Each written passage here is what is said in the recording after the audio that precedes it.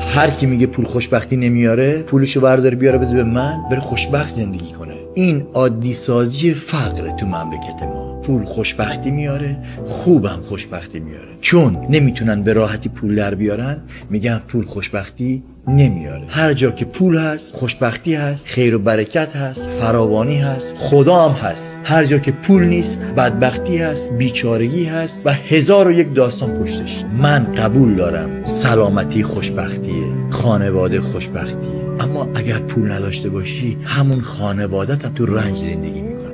تو زیبایی، تو باهوشی، تو دانشمندی، اما اگر بی پول باشی به تو خواهند خندید. اگه عقل داری، اگه دانشمند هستی، به پولدار بودنت هم فکر کن تا نیازمند کسی نشی. تا اگه خدای مغز جهانم بشی به یکی لب تر کنی میگه ندارم، بدت میکنه. پس دمت گرم، عقلت به جاش، هوشت به جا، استادیت به جا، به پولت هم بیاندیش تا محتاج کسی نشی. اگه